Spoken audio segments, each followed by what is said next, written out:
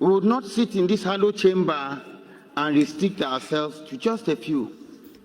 If we begin to put such components into the Constitution, tomorrow the ecclesiastical faction comes up. The day after, the traditional faction comes up. The day after, all other components begin to come up. And what happens to our grand norm that is supposed to be the foundation of our existence? Mr. Speaker, Nigeria has never limited anybody from practicing his religion. You go to states like in the north, where you have sharia being practiced as the criminal code for those states. It is because it's peculiar to them as a people and as a persons. By the time we begin to expand it and bring it into our constitution, we are not an Islamic state. We're a secular state. We're not a celestial state. We're a secular state. We are not a traditional worship state.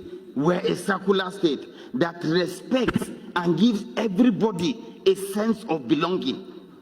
We're a nation. We need to be sensitive to the mood and the existence, freedom of speech, freedom of association, to live in happiness, not a scenario whereby there could be some misconceptions. To this end, I wish to crave the indulgence of the sponsor of this bill that he steps it down for more legislative input, and consultation, which would be more in tune with our beliefs and the norms. But I do not believe it's a legislation that should pass for second reading. I so submit. See, guys, Nigeria will never cease to disappoint you.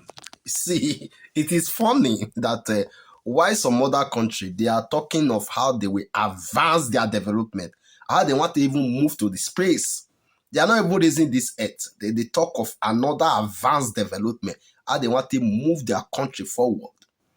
Here we are in Nigeria. We are discussing whether they want to introduce Sharia law, or some people, they want to force their religion to another set of people.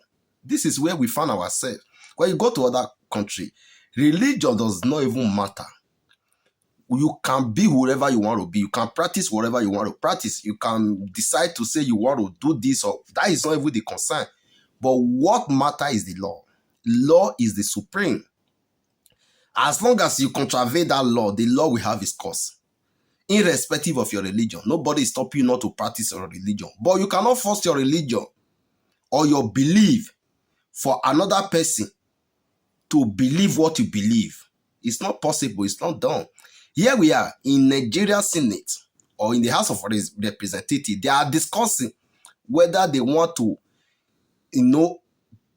pass Sharia law into be so, meaning some religion now they want to force their religion into another set of people. That is where we find ourselves. While other countries, they are talking of development, they are talking of advancement. Here we are here to say whether we want to pass Sharia law into law or we want to do whatever. See, the day that Nigeria, one country, they are practicing to law. There are some cold other area in Nigeria. They are practicing Sharia law. With me, according to Nigeria Constitution, you are free to move around the country in as much you are citizens of that country. If you are from the southern part and you move to the northern part, meanwhile, the Sharia law is existing there. Are you going to force yourself now to begin to obey the Sharia law? Meanwhile, there is a secular law. That secular law is supposed to be a supreme law, supposed to be the law that governs everyone. Whether you are a Muslim, you are a Christian, whether you are a Buddhism or whatever, you are atheist, you are a traditional ruler, that does not concern anybody. But as long as that law is a standard, when you contravene that law will have its course. But some group of Nigeria or some part of the Nigeria, they are not practicing two laws. So that same law, the second law which they are practicing for some part of Nigeria, they want to impose it to every Nigeria so that Nigeria will be practicing that same law they are practicing. I mean, while that law is already have their constitution in their religious setup. What concern every other part of the country concern the religion you are practicing? What concern us? These people, they are not even discussing how they want to give Nigeria a stable electricity. In 24th century, 2004, 24, Nigeria don't have stable electricity. Nobody is even talking about that. Nigeria, they not even near 0% of development strive. Nigeria is just like a sinking ship. A ship that is sinking. Nobody want to rescue Nigeria. Yeah, we are still discussing religion in the parliament. Not even how they want to make a law that will better the people, how they want to make a policy that will move the country forward. They are still discussing how they want, whether they will legalize or Islamize or implement some law which is contrary to the secular law in Nigeria. Tell me, a country that have a supreme, or that religion is so supreme, religion is so dominant, tell me how that country want to move forward. These secular laws are supposed to be the standard law.